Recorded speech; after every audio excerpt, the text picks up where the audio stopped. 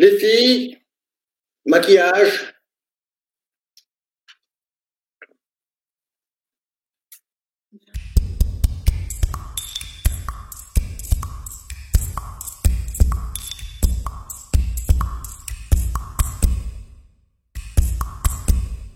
Alors, notre problématique initiale était de maîtriser nos données, d'une part.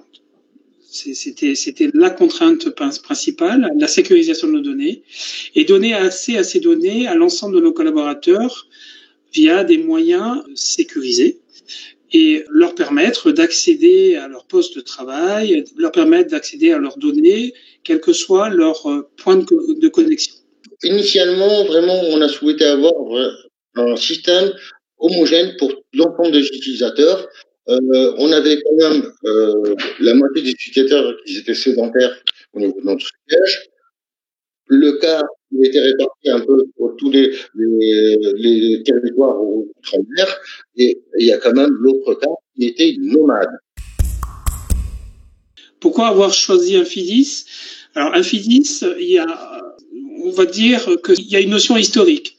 Notre interlocuteur privilégié chez Infidis était Monsieur Dos Santos, Daniel, que j'ai connu pendant plus de 10 ans au travers de différents projets et différentes entités. Alors, au-delà de Daniel Dos Santos, avec qui j'avais l'habitude de travailler, avec une certaine facilité d'échange et de compréhension, j'ai retrouvé ces qualités dans la société Infidis. C'est-à-dire que il n'y a pas seulement que ce personnage-là qui avait cette fibre, mais toute la société elle-même. On a souhaité avoir un partenaire qui nous accompagne sur le maintien en condition opérationnelle. On a choisi Infidis pour la simple raison que on n'avait pas que ce sentiment, c'est la réalité. On pouvait quand même échanger sur pas mal de choses d'une manière très claire. On pouvait affronter nos idées et on n'avait pas l'impression qu'ils nous vendaient des solutions. Ils étaient là pour nous accompagner. Alors, le choix de la solution post-virtuelle VDI by VMware était une continuité, on dira. C'est-à-dire que j'ai installé cette infrastructure, cette solution dans une autre vie, on va dire, avant de le faire pour la mutuelle des douanes. C'était une continuité.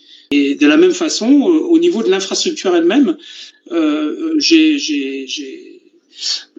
mis en place une infrastructure hyper convergée de chez Nutanix avec Infidis, et issue de mon expérience sur une même infrastructure mise en place pour le compte d'une autre entité avant la mutuelle des douanes.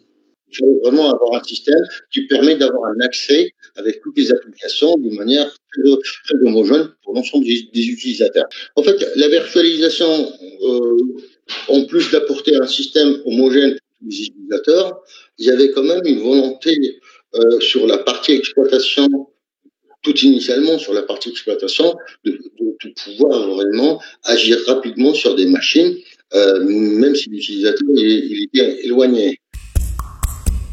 Il se trouve que la période actuelle, qui nous oblige à ce confinement et qui nous oblige à rester chez soi. D'ailleurs, je le rappelle à tous, qu'il faut rester chez soi.